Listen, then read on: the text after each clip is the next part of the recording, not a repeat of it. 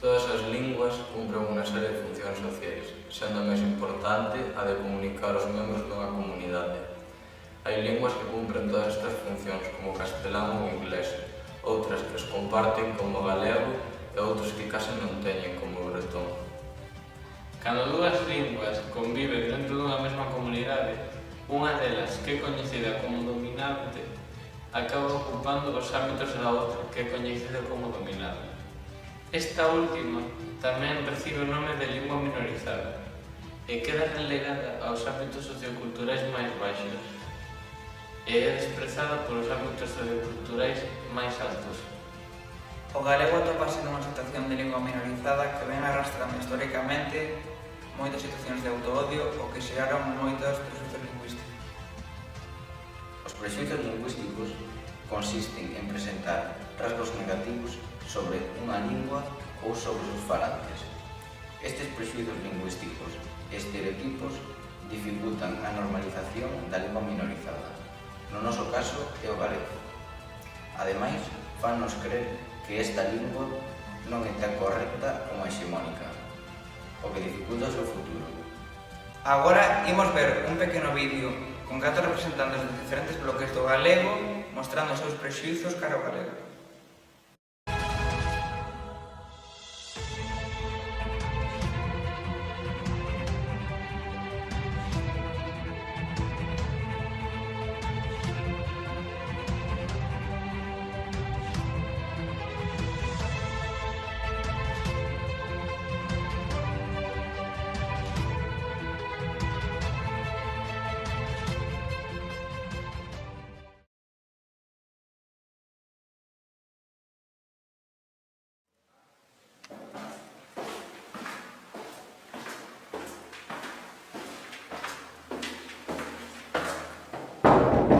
Pódese.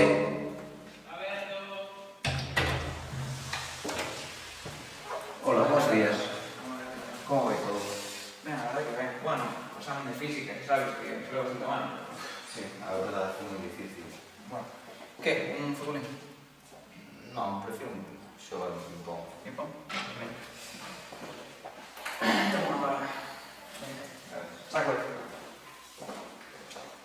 Xa verás, mucho que me pasa. Si, empezas ben, si. Por pouco, Sí, sí.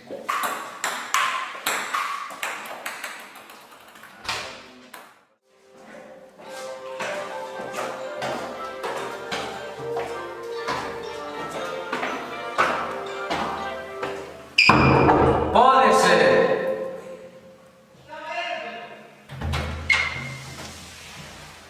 Que tal, rapaces? Hola, bo día. Estás xogando un ping-pong? Como vai o día? Estamos xogando agora, si. Vete un pouco, se queres. Si non eres moi malo. Como que son ben? Ti peor. Calmo, calmo.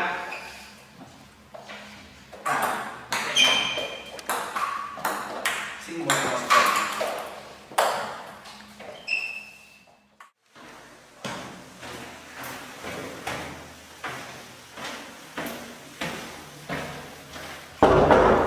Se puede! Mira que chegou. Hola. Tonto, sempre chega Por para fin, ti. sempre chegas tarde. Tío, perdón, estaba ocupado con los deberes. Estive intentando dar a play. A ver, no sabes estas tonterías, nos ponemos a jugar un billar, que es lo que vive. Sí, realmente. Ahora só é día. Mi madre lo tenías preparado todo eso. Quen queres que pago? ¿Eh? Eu. Eu só me quedo con este. Yo el de siempre. La semana pasada... Vale, parece que me dicho. Sí, tiveche sorte, creo.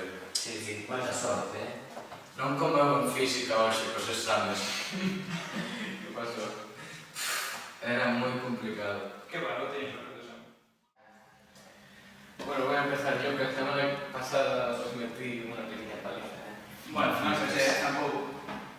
Pablo, que tal o exame de física hoxe? Horrible, porque castelán tamén, o historia tamén, todo é horrible. Que este curso é moi difícil. La verdade que en historia prefería contar que sobre segunda de Fernando 17 de só. Concentración. Que pesado eres. Ou escollín o de Isabel porque parecía máis doado. Bueno, outro... Eu creo que era máis fácil outro. Non sei. ¿Podéis parar de hablar gallego? en serio, es que non es por nada, pero es que parecéis nacionalistas. Que caredes? Bueno, a miña familia fala galego, non hai ningún nacionalista tampouco, Bueno, a ver, pode ser que haya generalizado un pouco, pero non me vas a decir que el gallego solo sea o mejor. Bueno, vas a calquera cidade de Galicia e a xente fala galego, tampouco digas as cosas.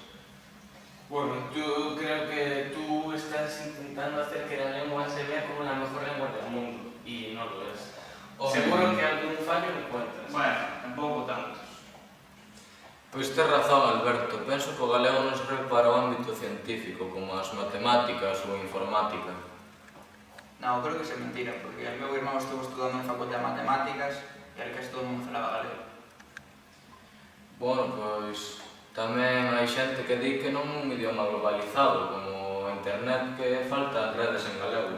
Non, O sea, eu comparto a opinión con Alfonso. No, iso é O mentira. galego en internet casi non se utiliza. non, iso é mentira, porque hai moitas páginas como a Galipedia ou galego.eu que intentan estender o galego. Pois tes razón. Tenías razón. Teño que falar galego. É a lengua de aquí. Eu non sou originario e cando cheguei costaba un pouco, pero agora estou indo a clases. En realidade o galego é unha boa lingua. Estou aprendendo galego normativo. Bueno, o galego normativo, a verdade, é un pouco irreal. Ninguén o utiliza aquí. Eu non estou de acordo con iso. A ver, pensa que o galego normativo naceu das linguas latinas. Entón, a mí me parece máis correcto. Xa, pero de todas formas, o galego, de que che serve en outras zonas que non sean Galicia? A ver, ti pensa, por exemplo, en Portugal ou en Brasil, ti se falas galego neses lugares, a xente enténdeche. Bueno, sí, é verdade, sí. É a comunidade galego-portuguesa. Agora que o penso, Alberto, ti estás indo a clase de galego. Sí. E non che era mellor aprender inglés por estranxeiro? A ver, para pensar. Non ten nada que ver aprender galego con aprender inglés. E ademais, saber dúas linguas axuda a aprender unha terceira lingua. Deixa de vos de prexuizos parvos e imos xogar dunha vez. É verdade. Tens razón. A superación destes prexuizos é fundamental no proceso de normativización da lingua galega.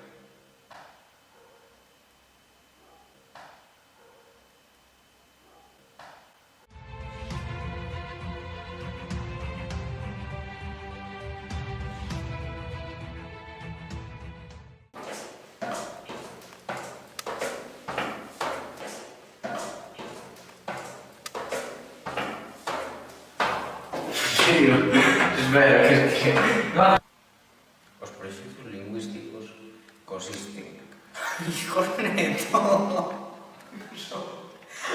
Non tocar la guitarra con lo... Bueno, a ver, pode ser que acabe de exagerar, pero non me vas a decir que gallego non es de pueblo. De pouco non, porque hai moitas cidades que falan galego. Tío, eres imbécil.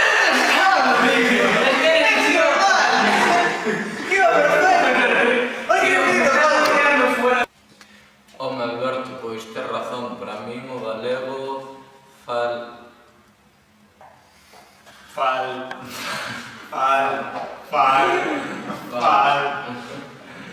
falla, es que falla como se dice, non serve.